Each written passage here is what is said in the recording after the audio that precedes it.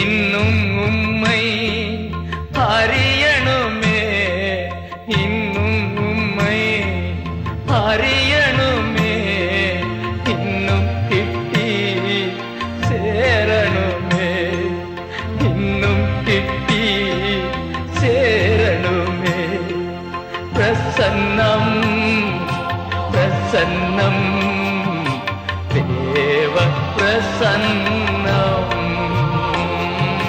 பிரசன்னம் பிரசன்னம் தேவ பிரசன்னம்.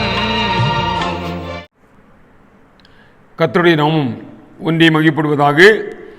இரட்சகராகிய இயேசு கிறிஸ்துவின் இனிய நாமத்தில் உங்கள் யாவரையும் வாழ்த்துகிறேன். ஒரு ஜீவனுள்ள தேவனை ஆராதிக்கும்படியாக தேவாதி தேவன் நம்மை தெரிந்து கொண்ட கிருபைக்காக நாம் தேவனை ஸ்தோத்தரிப்போம். இந்த நாளிலும் தேவனுடைய பிரசன்னம் நம்மோடு இருக்கும்படியாக நாம் அவரை நோக்கி பார்ப்போம். எங்களை அதிகமாக நேசிக்கும் நல்ல தகப்பனே, உம்மை ஆராதிக்கும்படியாக, உம்மை துதிக்கும்படியாக அடியாருக்கு கொடுத்த கிருபைக்காக நன்றி தகப்பனே. இப்பொழுதும் உமது சத்தத்தை கேட்கும்படியாக நாங்கள் உம்மை நோக்கி நாங்கள் பார்க்கிறோம். கர்த்தாவே, நீர் எங்களோடு பேசும், உமது வசனங்களினால் எங்களை உயிர்ப்பியும். இயேசு கிறிஸ்துவின் இனி நாமத்தை ஜெபிக்கிறோம் ஜீவன தகப்பனே, ஆமென். கிறிஸ்துவுக்குள் பிரியமானவர்களே, இந்த மாதம் தேவன் நம்மோடு பேசிய ஒரு வார்த்தை, என்னை தேடுங்கள் அப்பொழுது பிழைப்பீர்கள். இந்த ஆபத்தான நெருக்கமான காலகட்டங்களில் தேவன் அவருடைய பிள்ளைகளாகிய எனக்கு உங்களுக்கும் சொல்கிற வார்த்தை, என்னை தேடுங்கள் அப்பொழுது பிழைப்பீர்கள். நாம் கடந்த வாரத்தில் இதை நாம் அதிகமாக தியானித்தோம். அவரை தேடும் பொழுது எப்படி நாம் பிழைத்துக் கொள்ள முடியும் என்பதை நாம் தியானித்தோம். எப்படி தேட வேண்டும் என்பது மிக முக்கியமான ஒரு பொருள். எப்படி தேட வேண்டும்? இன்றைய தியானம் அப்படியாக நாம் எப்படி அவரை தேட வேண்டும் என்பதை நாம் தியானிக்கப் போகிறோம். எனக்கு அனுமானங்களே, நீதிமொழிகள் 8:17 அதிகாலையில் என்னை தேடுகிறவர்கள் கண்டடைவார்கள் என்று நாம் வாசிக்கிறோம். அதிகாலையில் தேடும் பொழுது நாம் அவரை கண்டு பிடிக்க முடியும் என்று நாம் தேடி வருகிறோம். ஆனால் அந்த நீதிமொழிகள் 1:28 சொன்னதை, நாம் வாசித்ததை மறந்து விடுகிறோம். நீதிமொழிகள் 1:28 அப்பொழுது அவர்கள் என்னை நோக்கி கூப்பிடுவார்கள், நான் மறு உத்தரவு கொடுக்க மாட்டேன். அவர்கள் அதிகாலையிலே என்னை தேடுவார்கள், என்னை காண மாட்டார்கள். அங்கே வாசித்தோம், அதிகாலையில் என்னை தேடுகிறவர்கள் கண்டடைவார்கள். அதே நீதிமொழிகள் புத்தகத்தில் 1:28 அவர்கள் அதிகாலையில் என்னை தேடுவார்கள், என்னை கண்டடைய மாட்டார்கள். இரண்டும் ஒன்றுக்கொன்று முரணாக தென்படுகிறது. வேத புத்தகத்தில் ஒன்றுக்கொன்று முரணான சத்தியங்களை ஒருபொழுதும் தேவன் நமக்கு தெரிவிக்க மாட்டார். அப்போ இந்த முரணான சத்தியங்கள், முரணான வசனங்கள் இப்படி காணப்படுகிறது என்பதை நாம் சற்று ஆழமாக தியானித்து நாம் சத்தியத்தை அறிந்து கொள்ள வேண்டும். ஆமீன். அதிகாலையில் தேடுகிறவர்கள் கண்டடைய மாட்டார்கள் என்று அந்த 1:28 சொல்லுகிறார். ஏனென்றால் அதற்கு முந்தைய வசனங்களை பார்ப்போமானால் 1:24 நான் கூப்பிட்டும் நீங்கள் கேட்க மாட்டோம் என்கிறீர்கள். நான் கூப்பிட்டும் நீங்கள் கேட்க மாட்டோம் என்கிறீர்கள். 25 என் ஆலோசனையெல்லாம் நீங்கள் தள்ளி கடிந்து கொள்ளுதலை வெறுத்தீர்கள். அடுத்து 26-27 நீங்கள் எப்படி என்னை அசட்டை பண்ணியதினால் நீங்கள் ஆபத்துக்கள் சூறாவளியை போல வரும்பொழுது நானும் என்ன சொல்ல பார்த்தீங்க, ஆகடியும் பண்ணுவேன், உங்களை நகைப்பேன், அசட்டை பண்ணுவேன் அப்படி சொல்லிட்டு சொல்லாரு. நீங்கள் அதிகாலையில் என்னை தேடும் பொழுது நீங்கள் என்னை காண மாட்டீர்கள். அப்போ இந்த கருமானங்களே, நாம் எப்படி அவரை தேடினால் அவரை கண்டுகொள்ள முடியும்? கர்த்தரை தேடி கண்டுகொள்ளும் பொழுது நாம் பிழைத்துக் கொள்ளுவோம். நம்முடைய வாழ்க்கையில் ஒரு பெரிய மாற்றம், திருப்பு முனை, ஆசீர்வாதம். அப்ப எப்படியாவது அவரை கண்டுகொள்ள வேண்டும். வேதம் சொல்கிறது, தடவையாவது அவரை கண்டுகொள்ள வேண்டும்.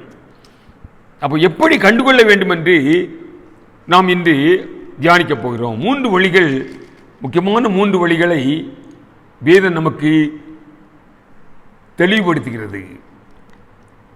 எனவே எனக்கு அருமையானவர்களே, நாம் எப்படியெல்லாம் இந்த 3 வழிகளில் தேடி அவரை கண்டுகொள்ள வேண்டும், தேவரை கண்டுகொள்ள வேண்டும், ஆமீன், அவரை அறிந்து கொள்ள வேண்டும். பவுல் அடிகளார் சொல்வது போல, நான் விசுவாசித்திருக்கவர் யார் என்று நான் அறிவேன்.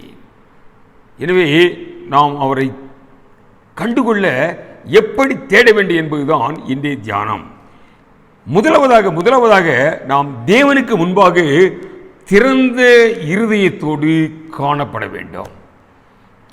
கர்த்தரை தேடுவதற்கு முன்பாக நாம் திறந்த இருதயத்தோடு நாம் காணப்பட வேண்டும். ஆமென்.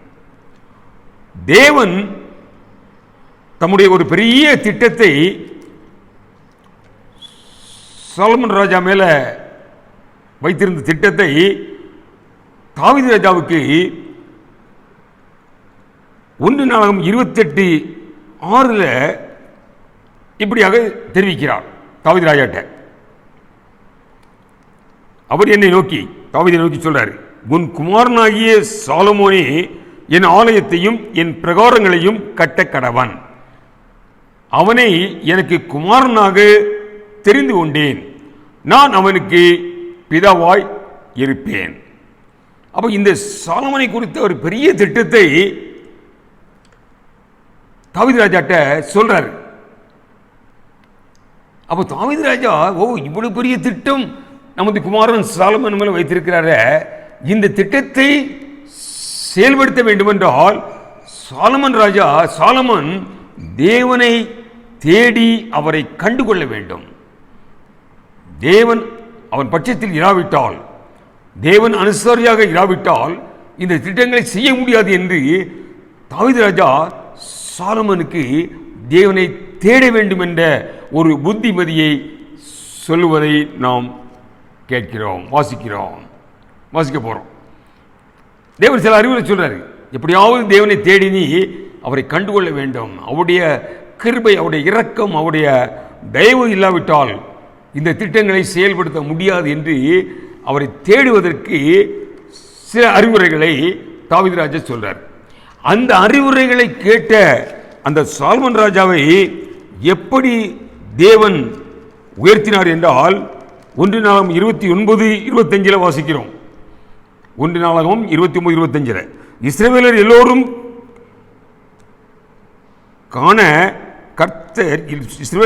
காண கர்த்தர் சாலமோனை மிகவும் பெரியவனாக்கி அவனுக்கு முன்னே இஸ்ரவேலின் ராஜாவான ஒருவனுக்கும் இல்லாதிருந்த ராஜரீக மகத்துவத்தை அவனுக்கு கட்டளையிட்டான். அதற்கு பிறகு ஆலயத்தை கட்டி பிரதிஷ்டை பண்ணி தேவனுடைய நாமத்தை சாலமன் மகிமைப்படுத்தினார். ஆலயத்தை கட்டி ஒரு பெரிய ஜெபம் பண்ணார் பாருங்க, முக்கியமான ஜெபம்.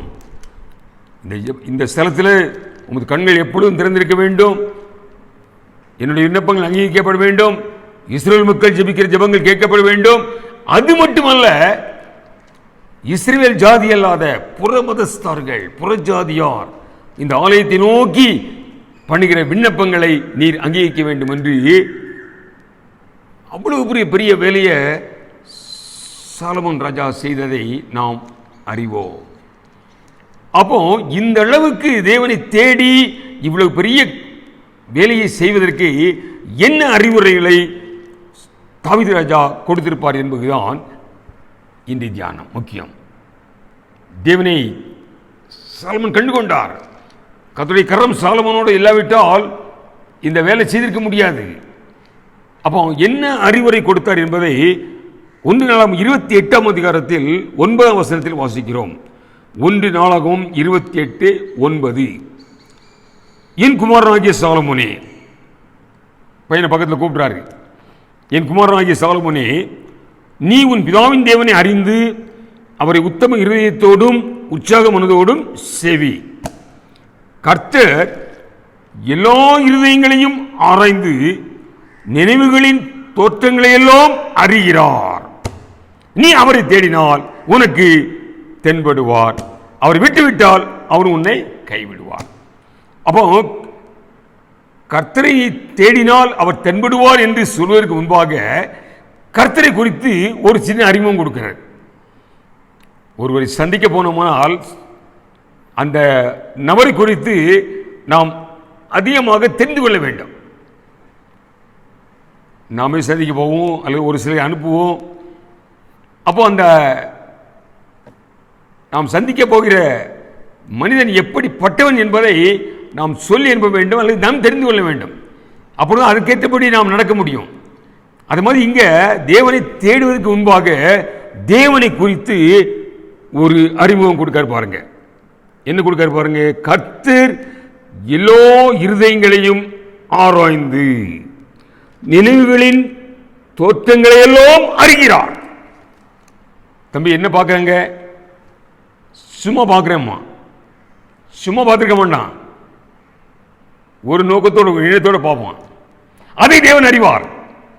அக்கா எங்கே போகிறீங்க? சும்மா அந்த தெருவுக்கு போயிட்டு வர போகிறேன்.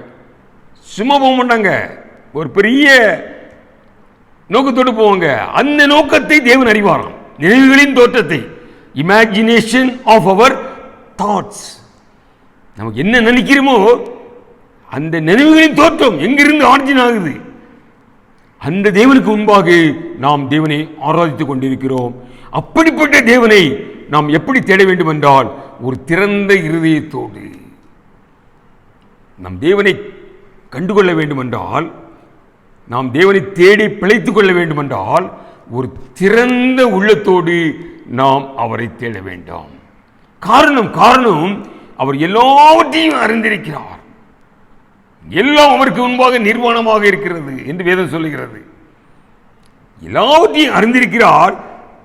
எனவே நாம் ஒரு திறந்த புத்தகமாக, நமது வாழ்க்கை திறந்த வாழ்க்கையாக, ஒன்று ஒளிமுறை இல்லாமல் தேவ சமூகத்தில் நாம் காணப்பட வேண்டும். ஆமீன், அல்லேலூயா.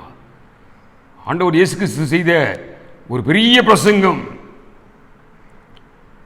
மலைப்பிரசங்கத்தை காட்டிலும் பெரிய பிரசங்கம். மலைப்பிரசங்கம் தான் தேவாதி தேவன் செய்த பெரிய பிரசங்கம். மகாத்மா காந்தி சொல்வாராம், ஒரு பகவத்கீதை எங்களுக்கு தொலைந்து போனாலும் ஒரு மலைப்பிரசங்கம் எங்களுக்கு போதும் வாராம். அப்படிப்பட்ட பிரசங்கத்தை காட்டிலும் ஒரு பெரிய பிரசங்கம் பண்ணினார். மத்தேயு 18:2-3 மத்தேயு 18:2-3 ஒரு சிறு பிள்ளையை கூப்பிட்டாரு, பக்கத்தில் நிறுத்தினார். இந்த சிறு பிள்ளையை போல் நீங்கள் மாறாவிட்டால் தேவனுடைய ராஜ்யத்தை காண முடியாது. என்ன பிரசங்கம் பாருங்க! இன்னைக்கு பல குறிப்புகளை வச்சு பிரசங்கம் பண்றோம். சின்ன பிரசங்கம் தான், ஆனால் பெரிய பிரசங்கம். இந்த பிள்ளையை போல, இந்த சிறு பிள்ளையை போல, எந்த கள்ள கபடமற்ற. எனவே எனக்கு அருமையானவர்களே, அப்படிப்பட்ட திறந்த உள்ளத்தோடு நாம் தேவனை தேடும் பொழுது நாம் பிழைப்போம். ஆமீன், அல்லேலூயா. அவன் 100க்கு அதிபதி. மத்தேயு 8:8 வாசிக்கிறோம். அவன் 100க்கு அதிபதி.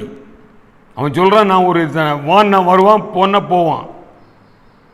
அவ்வளவு அதிகாரம் உள்ள ஒரு 100க்கு அதிபதி தன் வேலைக்காரன் திமிர்வாதத்தை கிடக்கிறான்ட்டு இயேசுப்பாட்ட சொல்றான், வந்து நீங்க ஜெபம் பண்ணணும், என் வேலைக்காரன் பிழைப்பதற்கு ஜெபம் பண்ணுங்கிறான். அப்போ இவர் நான் வரேன் யாரு? அவன் என்ன சொல்ல பார்த்தீங்களா? நீர் என்னுடைய இல்லத்திற்கு வருவதற்கு நான் பாத்திரவான் அல்ல. ஏன்னா இவ்வளவு கேடுபாடுகள் அவன்கிட்ட இருக்கு என்பது அவனுக்கு தெரியும். அப்போ தேவ சமூகத்தில் அதை திறந்து காண்பிக்கிறான். நீர் ஒரு பரிசுத்த தேவன், நீர் பரிசுத்த கடவுள், நீர் அடியனுடைய இல்லத்துக்கு வருவதற்கு நான் பாத்திரவான் அல்ல. நீர் ஒரு வார்த்தை சொல்லும் போதும். அப்போ தேவனுக்கு முன்பாக தன்னுடைய இருதயத்தில் உள்ள எல்லா கேள்பாடுகளையும் அவன் ஒத்துக்கொண்டு அறிக்கை அடிக்கிறான், நான் பாத்திரவான் அல்ல. இப்போ இயேசு கிறிஸ்து வீட்டுக்கு வர்றான்ட்டு எல்லாருக்கும் விளம்பரப்படுத்துவதற்காக தாராளமாக கூட்டி போயிருக்கலாம். நம்ம என்ன செய்வோம்? இயேசு என் வீட்டுக்கு வராருப்பா. ஆனால் அவன் என்ன சொல்ற பார்த்தீங்களா? அவனுடைய அபாத்திர நிலையை அங்கே திறந்து காண்பிக்கிறான். நான் பாத்திரவான் அல்ல. அதான் அவர் சொன்னார், இஸ்ரவேலருக்குள் இப்படிப்பட்ட ஒரு விசுவாசம் இல்லை, ஒரு மனிதனை இப்படி காணல. உன் போப்பா, அவன் பிள்ளை பிழைச்சான், வேலைக்காரன் பிழைச்சான் சொன்னார். அவன் தேடி திறந்த உள்ளத்தோடு தேவனை தேடி பிழைத்து கொண்டதை நாம் வாசிக்கிறோம். ஆமென். எனவே முதலாவதாக நாம் திறந்த உள்ளத்தோடு இருதயத்தோடு தேவனை தேட வேண்டும். இப்படித்தான் இருக்கிறேன், நான் இப்படித்தான் இருக்கிறேன், என் நிலைமை இப்படித்தான் இருக்குது என்று அப்படியே ஒரு திறந்த புத்தகமாக அவரிடம் நாமை காண்பிக்க வேண்டும். அப்படி தேடும் பொழுது நாம் பிழைத்துக் கொள்வோம். அவருக்கு முன்பாக எதையும் மறைக்க முடியாது. ஆனால் நம்ம அப்படி இப்படி நம்ம ஒரு நீதிமானாக காட்டி தான் தேவனை தேட முயலுகிறோம். அப்படி அல்ல, சிறந்த உள்ளத்தோடு. எப்படித்தான் ஒரு பெரிய தேவ ஊழியர் சொல்றாங்க, கர்த்தர்ட்ட பண்ணக்கூடிய ஜெபம் எது பெரிய ஜெபம் தெரியுமா? ஆண்டவரே, நான் பரிசுத்தமாக இருக்கேன், நல்லவனாக இருக்கேன், நல்லவனை மாற்றும், இன்னும் நல்லவனை மாற்றும் என்று ஜெபம் பண்ணுறோம். நல்லது. ஆனால் எப்படி ஜெபமா? கர்த்தாவே, இந்த தப்பை நான் இன்று செய்தேன், நாளைக்கும் செய்ய போறேன், நீர் என்னை தடுத்து நிறுத்தினால் நான் பிழைத்துக் கொள்வேன். இதை தெரிந்து ஜெபம். இன்னைக்கு இந்த தப்பு செஞ்சுட்டேன், நாளைக்கும் கண்டிப்பாக செய்வேன், நீர் என்னை தடுத்து நிறுத்தாவிட்டால். ஏன்னா அவர் சொல்லியிருக்காரு, நானே உன்னை பரிசுத்தப்படுத்த கர்த்தர். அப்போ தேவனுக்கு முன்பாக இந்த திறந்த இருதயத்தோடு நாம் அணுகும் பொழுது நாம் பிழைத்துக் கொள்வோம். இரண்டாவதாக தேவனுக்கு முன்பாக ஒரு தாழ்மையான இருதயத்தோடு அவரை நாம் தேடும்போது பிழைத்துக் கொள்வோம். எனக்கு அருமையானவர்களே, என்னை தேடுங்கள், அப்பொழுது பிழைப்பீர்கள். இன்னைக்கு தேடுகிறோம், ஆனாலும் ஆசீர்வாதங்கள் இல்லை. ஏன் என்பதுதான் எனக்கு தியானம். தேவன் சொல்லிருக்காரு, வேதம் சொல்லுது, அதிகாலையில் தேடுங்கள் கண்டடைவான் சொல்றாரு. அதிகாலை 4 மணி 3 மணிக்கு வந்து ஜெபம் பண்றேன், காணவில்லையே. அதான் அவர் சொல்றாரு, நீ காண மாட்டாய். காரணம், என் ஆலோசனைகளை அசட்டை பண்ணுகிறாய். இன்னைக்கு தான் நடக்குது, இன்னும் அதுதான் சபையில் நடந்து கொண்டிருக்கிறது. சபையில் கொடுக்கிற ஆலோசனை ஊழியக்காரருடைய குடும்பத்தை கட்டுவதற்கு இல்லை. நல்ல கவனிக்கணும், சபையிலே அநேக ஆலோசனைகளை நாங்கள் கொடுத்து கொண்டிருக்கிறோம். இது என்னுடைய குடும்பத்தை கட்டுவதற்கல்ல, தேவனுடைய ராஜ்யத்தை கட்டுவதற்கு அவருடைய ஆலோசனையை கொடுக்கிறோம். அதை அசட்டை பண்ணுவோமானால் அவரை கண்டுபிடிப்பது மிக கடினம் என்று நான் சொல்லவில்லை, என் வேதம் சொல்லுகிறது. அதிகாலை தேடுபவர்கள் காண மாட்டார்கள். காரணம், என் ஆலோசனைகளை அசட்டை பண்ணார்கள். இந்த நெருக்கடியான காலகட்டத்தில் ஜெபியுங்கள் ஜெபியுங்கள் ஜெபியுங்கள் என்று கதறிக்கொண்டிருக்கிறோம். இன்னும் அந்த ஆலோசனையை ஏற்றுக்கொள்வதற்கு முன்வர மாட்டேங்கிறோம். எப்படி அவர் தேடி கண்டுகொள்ள முடியும்? இரண்டாவதாக அருமையானவர்களே, தேவனுக்கு முன்பாக தாழ்மையான இருதயத்தோடு காணப்படும் பொழுது அவரை நாம் கண்டுகொள்ள முடியும். 2 நாளாகமம் 26ஆம் அதிகாரத்தில் ஒரு ராஜாவை குறித்து நாம் தியானித்திருக்கிறோம். 2 நாளாகமம் 26ஆம் அதிகாரத்தில் உசியா என்ற ஒரு ராஜாவை நாம் அறிந்திருக்கிறோம். அவர் எப்படிப்பட்டவர் பாருங்க. 2 நாளாகமம் 26:16 அந்த ராஜா பலப்பட்ட போது தனக்கு கேடுண்டாகும் மட்டும் அவனுடைய மனம் மேட்டிமையாகி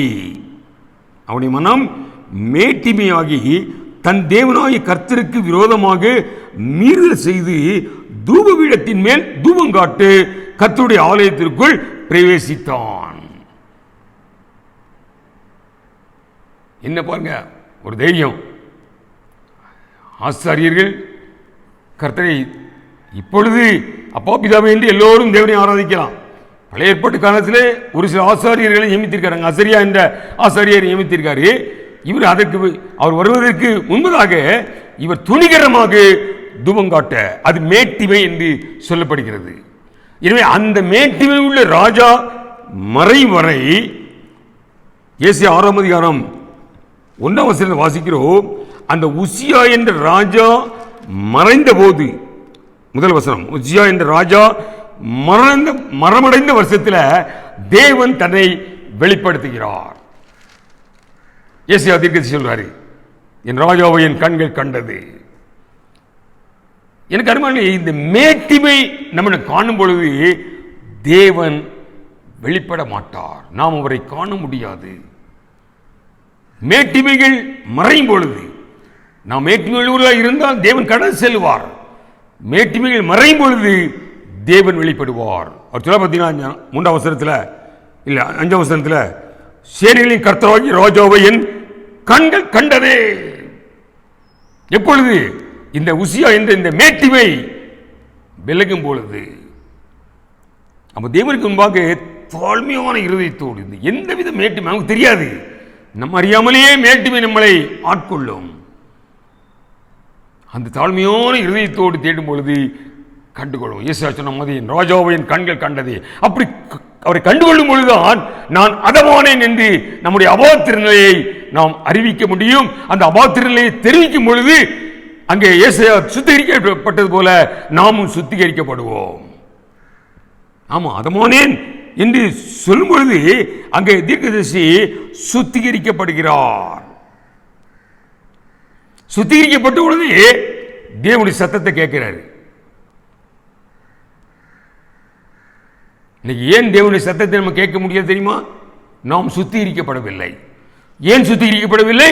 நம்முடைய மேட்டிமை அவரை காணவில்லை. அப்போ இந்த தேவனுடைய சத்தத்தை யார் எனது காரியமாய் போவார்கள் இந்த சத்தத்தை கேட்ட உடனே இதோ அடியேன் இருக்கிறேன் என்று தேவனால் அனுப்பப்படுகிறார். சாதாரண கர்த்தருடைய பணிக்கு ஏன் முன் வருவதில்லை தெரியுமா? இந்த காலகட்டத்தில் ஒரே வேலை, அது பெரிய வேலை, ஜெபம், அதுதான் செய்ய முடியும். அதற்கும் ஏன் நாம் முன் வருவதில்லை என்றால் தேவனை நாம் இன்னும் காணவில்லை. ஏனென்றால் இந்த வேதம் சொல்லுகிற ஆலோசனையில் அவரை தேடவில்லை. அவரை தேடும் பொழுது கண்டுகொள்வோம், அப்பொழுது நாம் சுத்திகரிக்கப்படுவோம், நம்முடைய அபாத்திரங்களை உணர்வோம், நாம் சுத்திகரிக்கப்படுவோம். அப்பொழுது அவருடைய சத்தத்தை கேட்போம். அவர் துயர துணியை கேட்க வேண்டாம். என் ஜனம் பாவத்தில் மாழ்கிறதே, என் ஜனம் பாவத்தில் அழிந்து கொண்டிருக்கிறார்கள் என்ற துயர துணியை கேட்கும் பொழுது அடியேன் வருகிறேன் என்று முன்வர முடியும். அப்போ எனக்கு அருமையானவர்களே, இந்த மேட்டிமை ஒன்று காணப்படுவதனால் நாம் அவரை காண முடியவில்லை, கர்த்தருக்காக எதையாவது செய்ய முன்வர முடியவில்லை. அப்போ இரண்டாவதாக நாம் தாழ்மையுள்ள இருதயத்தோடு தேவனை தேட வேண்டும். அப்பொழுது கண்டுபிடித்துக் கொள்ளலாம். சகையு எல்லாரும் தெரியும், சகையு சரித்திரம் தெரியும் எல்லாருக்கும். அவன் ஆயக்காரர்களுக்கு தலைவரான், ஆயக்காரர் கூட்டத்துக்கே ஒரு ஹெட்டு. அப்போ எப்படி பாருங்க, எவ்வளவு பண வசதியோடு எவ்வளவு பெரிய ஆளாயிருப்போம் பாருங்க, இல்லையா? ஏசப்ப போறாரு தெருவில், இவன் நினைச்சிருக்கலாம் நமக்கு எவ்வளவு ஆஸ்தி இருக்கு, எவ்வளவு 4 தலைமுறை காணும், எதுக்கு அவரை பார்க்கணும்? அவர் எல்லாவற்றையும் அந்த மேட்டுமை எல்லாத்தையும் விட்டுட்டு அவர் எப்படிப்பட்டவரோ என்பதை காணும்படியாக, எப்படிப்பட்டவரோ என்பதை அறிந்து கொள்ளும்படியாக அந்த மரத்தில் அத்திமரத்தில் ஏறுறான். ஒரு பெரிய ஆயக்காரன் தலைவன், அவர் பெரிய மிராசுதார், பெரியவன், ஊரில் நாட்டமாக இருப்பான், மரத்தில் ஏறினான்னு பாருங்க, என்ன தாழ்மை! அது தேவன் அறிகிறார். நடந்து போயிட்டு இருக்காரு, அவனை பார்க்கிற மேல அந்த தாழ்மையோடு தேடும் பொழுது தேவனே வெளிப்படுவார். ஆமென், அல்லேலூயா. மேட்டிமை அகலும் பொழுதுதான் தேவனை காண முடியும். அங்க சகைவுக்கு அந்த மேட்டிமை நீக்கியது இல்லையா? இப்படிப்பட்டவரோ என்று அவரை கண்டுகொள்ள வேண்டும் என்று எல்லா மேட்டுமையும் திறந்து மரத்தில் சாதாரண ஒரு மனித மாதிரி ஒரு வேலைக்காரன் மாதிரி ஏறிருப்பான், வெட்டியை முடிச்சு கட்டிக்கிட்டு. அப்போ அந்த தாழ்மை அவர் அறிகிறார், திரும்பி பார்க்கிறார். எப்படி பிழைத்துக் கொண்டான், எப்படி பிழைத்துக் கொண்டான்? அவன் மட்டுமல்ல, இந்த வீட்டிற்கு ரட்சிப்பு வந்தது, வீடே பிழைத்துக் கொண்டது, குடும்பமே பிழைத்துக் கொண்டது. ஒருவனுடைய மேட்டுமை நீங்கும் பொழுது அந்த குடும்பமே ரட்சிக்கப்படும் என்பது வேதம் சொல்லுகிற சத்தியம். அப்ப நாம் எவ்வளவு மேட்டுமை உள்ளவர்களாக இருந்து எத்தனை ஆத்துமாக்களுக்கு தடையாக காணப்படுகிறோம். நாம் சிந்திக்க வேண்டும், நாம் சிந்திக்க வேண்டும். ஆமீன், அல்லேலூயா. எனக்கு அருமையான ஒரு தாழ்மையான இருதயத்தோடு நாம் அவரை தேடும் பொழுது நாம் அவரை கண்டுகொள்ளுவோம், பிழைத்துக் கொள்ளுவோம். இந்த நெருக்கமான காலகட்டத்தில் நாம் பிழைத்துக் கொள்வதற்கான வழிகளை நாம் தேடி வருகிறோம். அவரை தேடும் பொழுது யாக்கோபு 4:6 அதான் சொல்லுகிறது. யாக்கோபு 4:6 நமக்கு எல்லாரும் தெரியும். யாக்கோபு 4:6 தேவன் தாழ்மையுள்ளவருக்கு கிருபை செய்கிறார், தாழ்மையுள்ளவனுக்கு கிருபை அளிக்கிறார், பெருமை உள்ளவனுக்கு எதிர்த்திருக்கிறார். ஆமா, எனவே தாழ்மையோடு நாம் தேவனை தேடும் பொழுது கண்டுகொள்ள வேண்டும். எனவேதான் நமக்கு ஒரு பெரிய பிலிப்பியர் 2ஆம் அதிகாரத்தில் நமக்கு ஒரு பெரிய அறிவுரையை அங்கே ஆவியானவர் சொல்றார் பாருங்க. பிலிப்பியர் 2:3 ஒன்றையும் வாதினாலாவது வீண் பெருமையினாலாவது செய்யாமல் மனத்தாழ்மையினாலே ஒருவர் தங்களிலும் மேன்மையுள்ளவர்களாக என்ன கடவீர்கள். மற்றவர்களை தங்களை காட்டிலும் மேன்மை உள்ளவர்கள் என்று என்ன ஆரம்பித்தோமானால் நம்முடைய தாழ்மை வந்தாச்சு. நீங்க நல்லா நம்ம ஆராய்ந்து பார்க்க வேண்டும். என்ன அருமையான ஆலோசனை பாருங்க. ஒருவர் தங்களிலும் மேன்மையானவர்களாக என்ன கடவீர்கள். மேட்டுமை இருந்தா அப்பனை விட நான் பெரியாள்.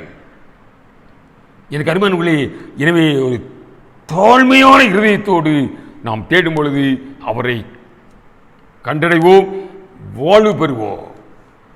முதலாவது தியானித்தோம், ஒரு திறந்த இருதயத்தோடு அவரை தேட வேண்டும்.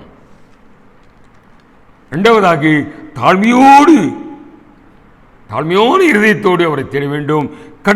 கடைசியாக தேவனுக்கு முன்பாக நொறுக்கப்பட்ட இருதயத்தோடு நாம் அவரை தேட வேண்டும். நெருக்கப்பட்ட உடைக்கப்பட்ட நிலையில தேவனை தேடும் பொழுது நாம் அவரை கண்டுகொள்ளுவோம், பிழைத்துக் கொள்ளுவோம். ஆமீன், அல்லேலூயா. ஏசாயா 55:6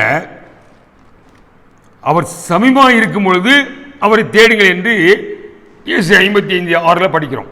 அவர் சமீபமாக இருக்கும் பொழுது அவரை தேடுங்கள். எப்பொழுது யாருக்கு சமீபமாக இருக்கிறார் என்று சங்கீதம் 34:18 வாசிக்கிறோம். அவர் சமீபமாக இருக்கும் பொழுது அவரை தேடுங்கள் என்று ஏசாயா தீர்க்கன் மூலமாக தேவன் சொல்லுகிறார். அப்ப யாருக்கு சமீபமாக இருக்கிறார் என்று சங்கீதம் 34:8 யாருக்கு சமீபமாக இருக்கிறாரோ சங்கீதம் 34:8 கர்த்தர் நல்லவர் என்பதை ருசித்து பாருங்கள். சங்கீதம் 34:18 நொறுங்குண்ட இருதயம் உள்ளவர்களுக்கு கர்த்தர் சமீபமாயிருக்கிறார். கர்த்தர் சமீபமாக இருக்கும் பொழுது அவரை தேடுங்கள் என்று ஏசாயா தீர்க்கன் சொல்றாரு. அப்ப யாருக்கு சமீபமாக இருக்காரா? இங்க வாசிக்கிறோம், நொறுங்குண்ட இருதயம் உள்ளவர்களுக்கு கர்த்தர் சமீபமாக இருந்து நறுங்குண்ட ஆவியுள்ளவர்களை ரட்சிக்கிறார். நொறுங்குண்ட இருதயம். ஆனால் தான் சங்கீதம் 51:7 தாவீது சொல்வார், நொறுங்குண்ட இருதயத்தை அவர் புறக்கணிக்க மாட்டார். புறக்கணீர். அப்ப நொறுங்குண்ட ஒரு உடைக்கப்பட்ட இருதயத்தோடு நாம் தேவனை தேடும் பொழுது கண்டுகொள்வோம். நாம் உடைக்கப்படாவிட்டால், நாம் நொறுக்கப்படாவிட்டால் தேவனை தேடியும் அவரை கண்டுபிடிக்க முடியாது. இன்னும் நொறுக்கப்படாமல், உடைக்கப்படாமல் நாம் ஒரு கடினமான ஒரு இறுக்கமுள்ள மனிதராக நாம் இருப்போமானால் நம்ம அதிகாலையில் 2 மணிக்கு எந்திரிச்சு தேடினாலும் வேதம் சொல்கிறது என்னை காண மாட்டார்கள். நம்ம இருதயம் நொறுக்கப்பட வேண்டும், உடைக்கப்பட வேண்டும். ஆமீன். ஏன்னா சங்கீதம் ஏசாயா 57:15 என்ன சொல்ல பாருங்க, நான் பரிசுத்த தேவன், பரிசுத்த ஸ்தலத்தில் வாசம் பண்ணுகிறவன். எங்க வாசம் பண்ணுவாரான்? நொறுமுண்ட இருதயத்தில். நறுமுண்ட அவர் நோயை புதுப்பிப்பதற்காக நொறுமுண்ட இருதயத்திற்குள் நான் வாசம் பண்ணுவேங்கிறார். அப்போ எனக்கு அருமையானவர்களே, நாம் நொறுக்கப்பட்ட உடைக்கப்பட்ட நிலையில் நாம் தேவனை தேடும்பொழுதுதான் கண்டுகொள்ள முடியும். அப்போ தேவன் தன்னை வெளிப்படுத்துவதற்காகவே கர்த்தருடைய பிள்ளைகளை உடைக்கிறார், நொறுக்குகிறார். அந்த சத்தியம் தெரியணும். ஏன் நாம் உடைக்கப்பட்டோம், ஏன் நொறுக்கப்பட்டோம் என்று நாம் புலம்பிக்கிட்டு இருக்கக்கூடாது. அவரை நாம் கண்டுகொள்வதற்காக தேவன் நம்மை உடைக்கிறார். ஆமீன். நாம் உடைக்கப்படாவிட்டால், நொறுக்கப்படாவிட்டால் மற்றவர்களுக்கு நாம் ஆசீர்வாதமாக இருக்க முடியாது. தேவாதி தேவன் கல்வாரி சிலுவையில் நொறுக்கப்பட்டார். கோடிக்கணக்கான ஜனங்களுக்கு ஆசீர்வாதமாக அமைந்தது. அவர் நொறுக்கப்பட்டார் சிலுவையில். உலகம் முழுவதும் அனைவரும் பிழைத்துக் கொள்ளும்படியாக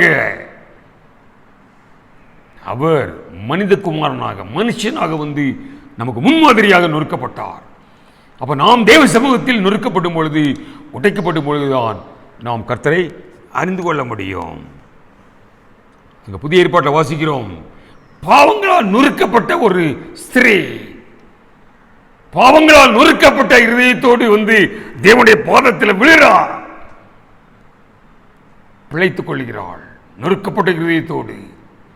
இன்னைக்கு நிறைய நம்ம தேவனுக்கு பிரியமில்லாத காரியங்களை செய்துவிட்டு இன்னும் நொறுக்கப்படாமல் இன்னும் ஒரு வைராக்கியத்தோடு வாழ்ந்து கொண்டிருக்கிறோம். அவ பாருங்க, பாவிதான், பாவியான ஸ்திரீ. ஆனால் இருதயம் நொறுக்கப்பட்டவளாக கர்த்தருடைய சமூகத்தில் லூக்கா 7:38 வாசிக்கிறோம். விழுந்துட்டா. இது பேதுரு சைக்கிள, பேதுருக்கு இது சைக்கிள. இவ பாவியான ஸ்திரிய இவன் எப்படி ஆண்டவர் பாதத்தை பிடிக்கிறா? என்ன சொன்னார் தெரியுமா? என்ன சொன்னாரு? அந்த பகுதியில் வாசிக்கிறோம். வாசிக்க நேரமில்லை, சுருக்கமாக சொல்றேன். என்ன சொல்ற பார்த்தீங்களா? பேதுருவை பார்த்து, எப்பா நான் உன் கூட இருக்கேன், எத்தனையோ முறை உன்கிட்ட வந்திருக்கிறேன், நீ ஒரு நாளும் என் தலையை என்ன தரல. அவளோ பரிமள தைலத்தை பாதத்தில் பூசினான். நீ ஒரு நாளும் எனக்கு முத்தம் தரல, அவன் என் பாதத்தை முத்திக்கிட்டே இருக்கா. நீ ஒரு நாளும் என் கால் கழுவ தண்ணி தரல, அவன் கண்ணீரால என் பாதத்தை கழுவுகிறாள். அவர்கள் பாவம் மன்னிக்கப்பட்டது, பிழைத்துக் கொண்டாள். நொறுங்க இருதயத்தோடு தேவ சமூகத்தில் விழுந்தாள், பிழைத்துக் கொண்டாள். எனக்கு அருமையானவர்களே, என்னை தேடுங்கள், அப்பொழுது பிழைப்பீர்கள் என்பது இந்த காலகட்டத்தில் எனக்கு உங்களுக்கும் ஆமோஸ் தீர்க்கன் மூலமாக தேவன் வெளிப்படுத்தின வசனம், அவருடைய வார்த்தை. அவரை தேடி நாம் பிழைத்துக் கொள்ள முதலாவதாக நாம் தியானித்தோம். நாம் திறந்த ஒரு இருதயத்தோடு, இரண்டாவதாக நாம் தாழ்மையான இருதயத்தோடு, மூன்றாவதாக உடைக்கப்பட்ட பிள்ளைகளாக. ஒரே ஒரு சின்ன கதையை ஞாபகப்படுத்துறேன். உடைக்கப்பட்ட இருதயம், உடைக்கப்பட்டதான் மற்றவர்களுக்கு பிரயோஜனம். ஒரு மனிதன் கிராமத்தில் அவன் தோள்பட்டையில் பெரிய தடியை வைத்துக்கொண்டு தண்ணி எடுத்து சோர்ந்து வருவானா. ஒரு பக்கத்தில் ஒரு பாத்திரம், இன்னொரு பக்கம் ஒரு பாத்திரம். 1 கிலோமீட்டர் தூரத்தில் இருந்து ஏரியிலிருந்து தண்ணி எடுத்து வர்றான். வீட்டுக்கு வரும்பொழுது அந்த ஒரு பாத்திரத்தில் உள்ள தண்ணி பாதி தான் இருக்கு, பாதி சிந்தி போச்சு. பானை உடைஞ்ச பானை. அந்த பானை கேட்டுதான் அந்த மனிதன்ட்ட, எப்பா இவ்வளோ கஷ்டப்பட்டு தண்ணி எடுத்து வரிய, பாதி தண்ணி தான் வீட்டுக்கு வருது, இந்த என்னை தூர போட்டு என்னை ஓரங்கட்டி விட்டு இன்னொரு பானையை நீ எடுத்துக்கன்னாரான். அப்படி கேட்டது அந்த பானை. அதுக்கு இவன் சொன்னா, நீ உடைஞ்சிருக்கனால தான் அந்த ஏரியிலிருந்து என் வீட்டுக்கு வரைக்கும் உள்ள புல் பூண்டுகள்லாம் பிழைக்கிறது, வாழ்வடைகிறது. என்ன தத்துவம் பாருங்க. நீ உடைந்திருப்பதனால்தான் அந்த வழியாக விழுகிற தண்ணீர் மூலமாக இந்த புல் பூண்டுகள் பிழைக்கிறது.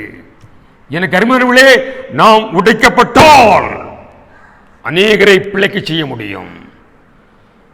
எனவேதான் உடைக்கப்பட்ட இருதயத்தோடு அவரை தேடும் பொழுது தேவாதி தேவனை கண்டுகொள்ள முடியும், நாமும் பிழைக்க முடியும்.